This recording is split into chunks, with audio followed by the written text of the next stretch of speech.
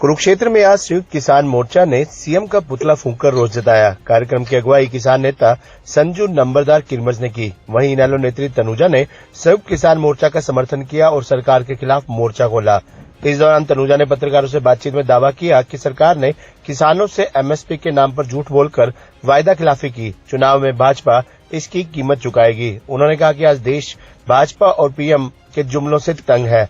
किसान, व्यापारी, कर्मचारी हर वर्ग में बीजेपी के विरुद्ध रोष है। उन्होंने प्रदर्शनकारी किसानों को संबोधित करते हुए उनसे अनुरोध किया कि वे धरतीपुत्र किसान केसरी अभय सिंह चौटाला और इनेलो का समर्थन करें।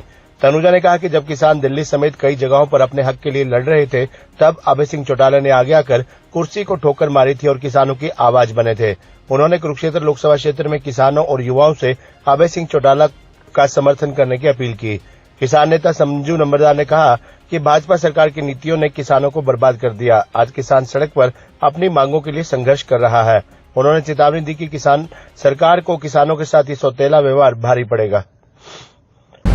सर, की कहना चाहोगे? संयुक्त किसान मोर्चा सब इकट्ठा हो गए कुरुक्षेत्र में, नरेंद्र मोदी का पुतला फूंका, किन कारणों की गल हो? इसके अंदर 2-3 रोष मार्च निकाला आज हरियाणा और पंजाब के अंदर। और जो रोष मार्च है, एक तो शुभकर्ण की जो गोली मारकर हत्या की है और एक 5 साथी हमारे युवा साथी सरकार ने आंदोलन करने के दौरान जेल के अंदर करे हैं। और नवदीप के साथ मैं कहना चाहूँगा, मैं नवदीप का चाचा भी हूँ, जो रंजिश के साथ एक सरकार ने उसके साथ रंजिश निकाली है, जो क्योंकि वो आंदोलन का में जो भी आगू है, सबसे ज़्यादा आवाज़ उठाने वाला किसानों के नवदीप जलवेड़ा है, जो पंजाब हरियाणा के अंदर एक किसानों की आवाज़ उठा रहा था। उसके ऊपर कोई पर्चा जो ने इल्ज़ाम लगाए हैं, ना उसकी कोई वीडियो है, कुछ जैसे वो कह रहे थे कहीं पत्थरबाजी की है या कोई कह रहे हैं अभी उसके पास फंडिंग आ रही है। फंडिंग की कोई ज़रूरत नहीं है। आप जान सकते हैं, आपके चैनल के माध्यम से मैं सरकार कहना चाहता हूँ, सीआरडी के माध्यम से देख ले भी हमारे परिवार के पास शुरू से कितनी ज़मीन है और कितनी जायदाद है। ये कह रहे फॉर्च्यूनर फंडिंग के पैसे से लिया, फंडिंग के पैसे से ऐसा कुछ नहीं है। नवदीप के पास 40 एकड़ ज़मीन है और हमारे परिवार के ऊपर जाकर गांव में देख लो, हमने शुरू से आंदोलन कर रहे हैं। मेरा बाबा भी जब अंग्रेज़ों के टाइम में थे, मेरे बाबे ने भी आंदोलन किया। उन्होंने भी जैसे आज नवदीप के साथ 3rd डिग्री का प्रयोग किया, मेरे बाबे के साथ भी अंग्रेज़ों ने 3rd डिग्री का प्रयोग किया था। वो अंग्रेज़ नहीं रहे हैं जो इन्हें 3rd डिग्री वाले हमारे साथ धक्काशाही कर रहे हैं। बीजेपी वाले मैं कहना चाहता हूँ आपके चैनल के माध्यम से, चाहे वो मुख्यमंत्री है, चाहे गृह मंत्री है, चाहे प्रधानमंत्री है, आप जितनी मर्जी कोई भी सदस्य दे दो, हम किसानों के साथ रहेंगे और किसानों के आंदोलन जारी रखेंगे। हमने आपसे कुछ नहीं मांगा, सिर्फ अपने हक की लड़ाई लड़ रहे हैं और हक की लड़ाई लेना संविधान के अंदर एक अधिकार दे रखे। अभी अपने हकों की लड़ाई लड़ने के लिए सबको अधिकार दिया है, चाहे वो किसान है, मजदूर है, दुकान है, व्यापारी है, चाहे कोई भी है। अगर उसके साथ सरकार कहीं भी अत्याचार करती है तो वो अपनी आवाज़ उठाने के लिए वो आंदोलन कर सकता है और सरकार से आंदोलन को दबाना चाहती है। हम इस आंदोलन को दमने नहीं देंगे, चाहे पूरा परिवार जेल के अंदर चला जाए। मेरा नाम सुखविंदर सिंह जलवेड़ा, मैं ब्लॉक 1 प्रधान बीके शीत किसान यूनियन, और शुरू से किसानों की आवाज़ उठाता चला हूँ। वो आज से नहीं, 1995 से शुरू से मैं किसान आंदोलन में साथ रहा हूँ।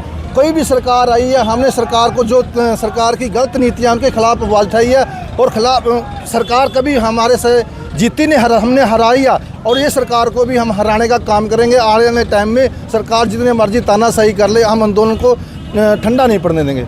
9 तारीख को हमें ट्रेन मिलती है, वो रोकने का भी कहा है। हाँ, हमने 9 तारीख को जो हमारे 5 युवा किसान साथी हैं वो निर्दोष जेल के अंदर बंद करके, अगर उनके ऊपर कोई दोष साबित होता है तो उनके साथ साथ जितने भी हम किसानों के संगठन है आगू, हमें भी जेल में डाल दें अगर उनके ऊपर कोई सबूत है तो, उनके पास सरकार के पास कोई मौजूदा सबूत है तो।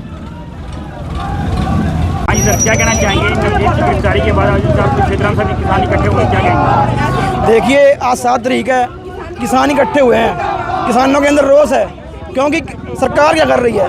सरकार जो नया सीएम बना है नायब सैनी, वो कह रहा है कि ये कुछ उपद्रवी किसान हैं। इनसे हम पूछना चाहते हैं कि इन्होंने कराया क्या है भाई, हरियाणा के अंदर ऐसा उपद्रव क्या तोड़ फोड़ की है, कहीं कोई ज़बरदस्ती की है, इसलिए हमें ये उपद्रवी बता रहे हैं। हाँ, सरकारों किसानों की आवाज़ को दबाया जा रहा है। हमारे साथी नवदीप जलवेड़ा को और गुरकीर्त को मोहाली से उठाया गया हरियाणा पुलिस ने, किस उस पर उठाया गया, उनको क्या जुल्म था उनका।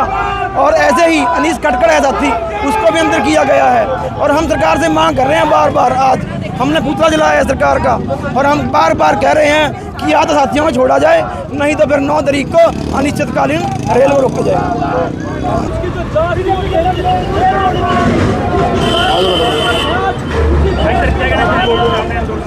भाई साहब, ये जो हमने सरकार को पहले अल्टीमेटम दिया था कि हमारे जो 3 किसान जेल के अंदर बिना बेकसूर डाले हुए हैं, नवदीप जलबेड़ा, अनीस कटकड़े का लड़का हो रहा है अम्बाले से, तो इन तीनों को रिहा कर दिया जाए और बेशर्त रिहा करे। कोई जमानत नहीं, कुछ नहीं, इनसे मुकदमा हटा दिया जाए और उनको रिहा कर दिया जाए। और अगर सरकार 9 तारीख तक इनको रिहा नहीं करती है तो हम रेलवे ट्रैक बंद करेंगे। ये हमारी सारे जत्थेबंदी का निर्णय लिया है हमने। और बीजेपी का कोई भी लीडर गांव में नहीं घुसने देंगे, चाहे एमपी का इलेक्शन हो चाहे एमपी का इलेक्शन हो, कैंडिडेट को गांव में नहीं घुसने देंगे, हर जगह बहिष्कार करेंगे।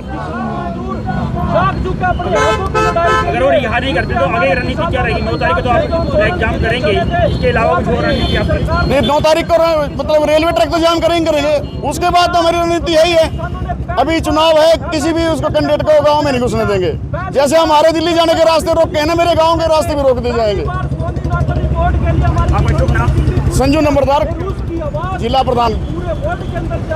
देखिए, सबसे पहले तो आज जो किसानों के साथ जो गलत हो रहा है उसके लिए ये मौजूदा सरकार, ये तानाशाह सरकार है जो वो पूर्ण रूप से जिम्मेवार है, क्योंकि किसान हमारे देश के अन्नदाता है और अन्नदाता अगर इस तरीके से सड़कों पर होंगे तो उसका जो खमियाजा है वो पूरे देश की जनता को भुगतना पड़ेगा। इससे किसी पार्टी विशेष को ज़्यादा फर्क नहीं पड़ेगा, लेकिन जो आम जनता है, जो किसान कमेरा वर्ग है, मजदूर वर्ग है, उस जनता को फर्क पड़ने वाला है। तो ये तानाशाह सरकार है जो ये अपनी तानाशाही चला रही है।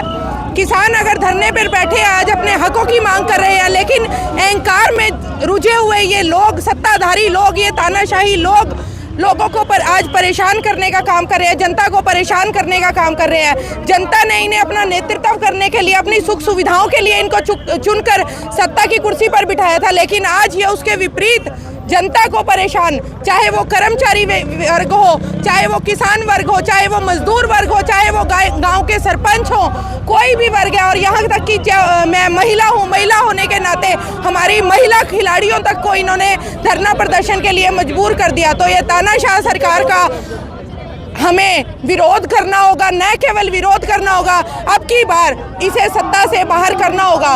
और चौधरी अभय सिंह चौटाला जी, क्योंकि इंडियन नेशनल लोकदल की बात हो रही है, तो इंडियन नेशनल लोकदल का समर्थन हमेशा से किसानों के साथ रहा है और हमेशा से किसानों के साथ रहेगा, क्योंकि किसान कमेरे की अगर बुलंद आवाज आज के समय में कोई है तो वो चौधरी अभय सिंह चौटाला जी हैं। पीछे जब किसान धरने पर बैठे थे तो पूरे देश में से एकमात्र विधायक चौधरी अभय सिंह चौटाला जी ने अपनी कुर्सी को छोड़ने का काम किया था, लेकिन आज के समय में कोई एक अपनी पंच की कुर्सी छोड़ने को तैयार नहीं है। तो किसानों के साथ इंडियन नेशनल लोकदल का पूरा समर्थन रहेगा और हम किसानों के साथ मिलकर इस सत्ताधारी को ये सबक सिखा देंगे कि हमारे साथ गलत करने का, जनता के साथ गलत करने का नतीजा क्या है।